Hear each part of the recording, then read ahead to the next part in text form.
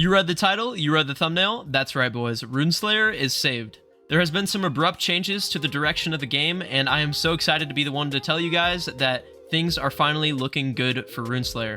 But without further ado, I'll just show you the facts. It's no words on the mic. Let's get into it. I wanted to start things off with an explanation of what's been happening with the game recently, because I think that you guys are definitely deserving of an explanation, considering that the last announcement you had was over a month ago. So, just sit back and relax. Let's talk about Rune Slayer, boys. Basically, in the past few weeks, there was an update supposedly being worked on, which it was not, and this was due to a multitude of reasons, because developers were losing passion, owners weren't controlling things as they should be, and also, just other games were releasing that were taking the spotlight, so the game is going to start falling apart. That kind of just makes sense. Now, Rune Slayer, do I think it's going to die? Absolutely not, because there's been some changes recently that are very, very important for the survival of the game. The main one was that Amon and Onyx went out of their way to contact Savin, and they had a talk, and what do you know? Amon and Onyx are now the new lead developers, lead directors, lead owners. I don't know what the word for it is. They are now the ones in charge of Rune Slayer. So, hey, give some respect to those guys. They're actually taking charge and hoping that the game can have some success and actually live past what it is right now, because it's sitting around 1,000 players, which is not a good look for this game. Anyways, what does this mean? What's happening? What's been going on? No words. Well, let me tell you. Essentially, yesterday, there was a stage that was a quote-unquote private stage held inside of the Discord, which we talked about some of the things that are up and coming for the game, as well as CCs and higher up ranks in the Discord, so basically like people who had a very high level from messaging in there a lot. They got to share their ideas with Amon about what they think should be coming to the game. So, what do you know? In this video, I'm going to be telling you guys in a 1- and 2-part sequence of a basic roadmap of what's going to be coming to the game. Do note, this is not an official roadmap, but it is literally information that Amon had confirmed himself, and everything that I will be listing is stuff that he said would be fine to share in a video. So, put on your listening caps, let's get into it. Before we get into the first half, or part 1, of what's coming for Rune Slayer, I wanted to remind you guys that we are literally 50 subscribers away from 4,000, so it would mean the world to me if you guys could hit like and subscribe. But anyways, let's get into it. So, part 1, let's talk about it. I'd like to call this part of the update the rework, whether that has to do with the devs or the game itself. Let's just get right into the facts. Basically, what we're going to be receiving during this part is area reworks. The game is going to feel more lively. NPCs are going to be added to the map that can quote-unquote test your personal skills, so it's going to be like some 1v1/solo content, you get the idea. And then there will also be 2 new bosses, the Black Knight and Great Direwolf, and there will be more story continuation with Cliff, because if you guys don't know who Cliff is, spoiler warning ahead if you haven't played Rune Slayer that much, it's essentially the NPC that we met inside of the main guild base over here. And you met him in there. He's in like the little back room. I'll go up here just to show you guys. But after you meet this NPC, you talk to him for a while. He gives you some quests, and then you end up meeting back up with him in Ashenshire, which he then eventually wants to fight the Goblin King. And in that fight, it seems to be that he is dead. Luckily for us, he actually isn't dead, and there's more to his story, so we will see him again. So for those of you lore enjoyers, that will be definitely interesting for you.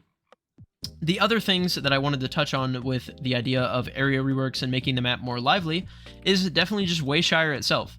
This area of the game is a place where a lot of players like to trade, interact with one another, help each other out, all that type of stuff. And not to mention, it's literally where you start playing Rune Slayer. This is your first introduction, you fight the Mandrake King, and then you set foot off into the world. Anyways, to build on top of like this idea of a lively map, we should be seeing NPCs have more dialogue, more interesting quest lines, and also just like them have a purpose. Like having an NPC that just tells you to go pick up 12 coconuts is not very exciting, and you never see that NPC again. You just get the XP and then you dip. I could probably talk about that for a while, but you get the idea of part 1. It's going to be a rework to current existing features in the game, as well as just new content. Now, there is a few more things that will be happening.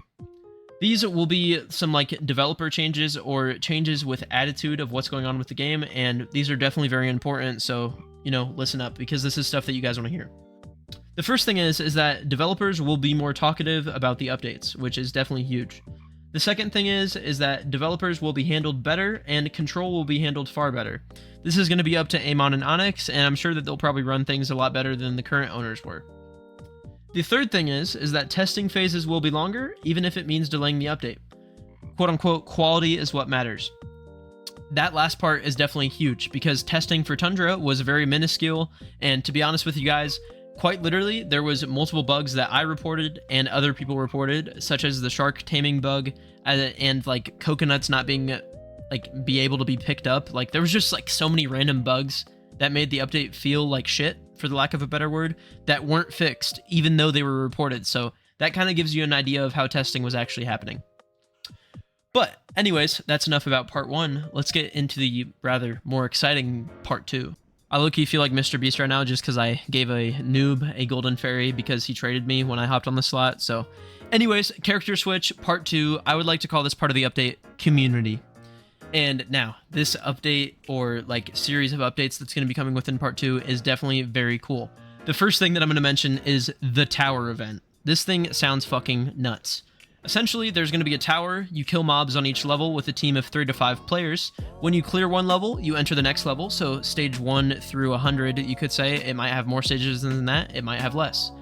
Essentially, what's going to happen when you clear a level, if your team was the first team to clear that level, there's going to be a global message on everyone's screens. So for example, it'd be like, the man of no words, Red, Deep Shaken, and Noble just happened to clear floor 51. And what this is going to tell everybody is that those guys are the GOATs and that they just cleared floor 51 and that you need to get a better build because you need to go to that too. Essentially, you're going to be like building your clout by just like beating levels of the floors, and it'll honestly just be really cool for the community as an event because it sounds fun to climb floors with your teammates, whether you're getting a global message or not. And I'm sure that there's going to be a lot of good loot tied into this, so definitely something to look forward to. The second and third thing is faction changes as well as faction game modes. Now, what's going to happen with the faction changes is kind of the idea that if you're not in a faction, you will be able to toggle PvP on and off, which I think is a very good change for people who are making builds. As well as the fact that there will be a new faction called the Hunters faction, which kind of gives people even more incentive to join a faction, because if you are inside one of the upcoming 3 factions total, which will be Demon Sect, Holy Sect, and the Hunters Guild, basically PvP will be on for you no matter what. You can't toggle it on and off if you're in a faction. And the incentive to join a faction is because you get cool gear that's better than other gear. Now, for the faction game modes, which is also kind of just in tied with all the other faction stuff, there will be a new game mode that is in the works, which the bare bones idea of it is you drop in, you build up a kill streak by killing players. If you can get to an area where you can extract that kill streak, you get loot based on the number of your kill streaks. So, for example, a player who has a 2-player kill streak and extracts might get like 2 gold, while a player that has a 10-player kill streak and extracts might get like 50 gold. Like it might be like a really dramatic difference based on how many kills you have. And obviously, those aren't like real numbers or like real amounts of loot. It might be a lot more than that. It could be a lot less. I don't really know. But it sounds fun, and it sounds like a way to build reputation without having to just bore yourself doing Grimwatch quests or just mindlessly looking for other players to kill. Now, for the more or less interesting things that are going to be coming during part 2, there's going to be some 2D clothing added, which is nice for people who like drip. I personally do like drip, so I'm kind of excited for that. Basically, there's going to be like Demon Sect or Holy Sect or just like random 2D clothing available in areas, so like each area is going to have like its own set of clothing that you can add to your character. And also, just a main idea for this part of the update is PvE is going to be the focus. So don't expect like the tower and the faction game modes to be like the main thing dropping. There's going to be a lot of PvE focus to the game, and like obviously more content, bosses, areas, all that. And with that, boys, I believe that wraps up everything going on with the game. I tried to recite everything that happened during that stage and everything that was talked about to the best of my ability, and there will be a public stage happening sometime soon. I do not have an exact date for you guys, but spread the word. There will be a public stage, and definitely be excited for that. Write down your ideas and things that you want to happen with the game, and if you would be so kind, go ahead and go into the comments and literally just comment what you think should change with the game, because I can take your ideas and I can relay them to the developers, so let me know. Anyways, I appreciate you guys for watching. If you enjoyed the video, remember to like and subscribe and join my Discord in the description. But with that, no words out.